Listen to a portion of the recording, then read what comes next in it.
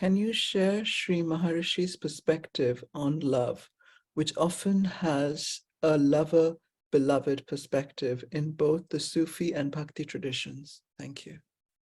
Love is our own real nature. Love is what we actually are. Love is Bhagavan. Love is Arunachala. To understand Bhagavan's view of love, well, there's so many clues are given by Bhagavan, particularly in Arunachala Stuti Panchakam. But one verse very clearly illustrates Bhagavan's view of love. He sings in verse 101 of Aksharamlai, Ambu vilali pol amburu vunilene anbai kare tarol Arunachala. Like ice melting in water, melt me as love in you, the form of love. That is, love is our own real nature, just like water is the real nature of ice.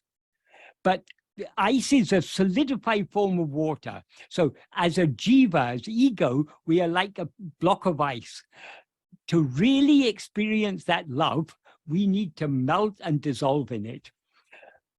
Yes, in the early stages of the path of bhakti, love seems to be love for another. We take God to be something other than ourselves. But when we come to Bhagavan's path, which is the path of Advaita, we understand that God or Bhagavan or Guru is not something other than ourselves.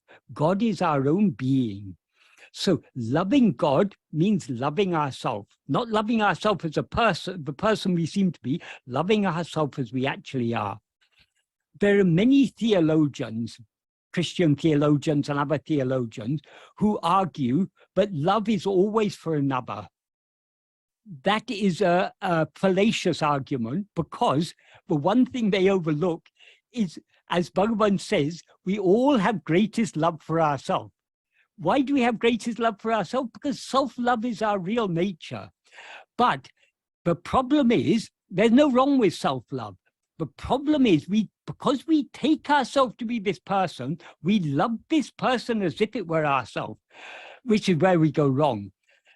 What we actually are is the infinite whole. So long as there are two, a lover and a beloved, that love is divided. So long as we love God as something other than ourselves, our love for God is imperfect, because we still love ourselves. We cannot but love ourselves, because loving ourselves is our very nature. Bhagavan said this in right at the beginning, in the very first sentence of Nana. He says, Sakala Jivagalum Dukamembadindri Epodum Sukamayiraka Virumbavadalam. Since all sentient beings, all jivas, like want or love or want to be always happy without what is called misery. Yavarakum tanititileye parama priyam irapadalam. Since for everyone, the greatest love is only for oneself. That is, we all have more love for ourselves than for anything else. Priyatiku sukamai karanamadalam. Since happiness is alone the cause of love. That is, we love those things that make us happy. So why do we love ourselves? Because happiness is our real nature. Then he goes on to say, Manamatra nidrail dinam anubhavikam tan subhabhamana sukhate achukate adeya tanne tan aridal vendum. In order to attain that happiness, which is our own real nature, which we experience daily in sleep, which is devoid of mind, knowing oneself is necessary. So we all have, the cause for love is happiness. That is, whatever we think will make us happy, we love. We love ourselves because happiness is our real nature. So ultimately, the highest love is not the love of one for another. The highest love is Advaita Ambu. That is the love in which there are not two. The love in which we love God as our own self. That is the highest love. In other words, the love in which there's nothing other than ourselves for us to love, that is the pinnacle of love. In Bhagavan's view, he alone exists. So he doesn't see us as something other than himself. He sees us as himself. Because he sees us as himself, he has love for us as himself. So Bhagavan has infinite love for each and every one of us. He doesn't love us just because we think we're a good person. Whether we are a good person or not is another matter. He loves all equally. He loves the good people and the bad people all equally. His love is totally impartial.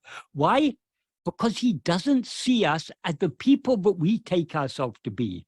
He sees us as we actually are. So the bad person is as much Brahman as the good person.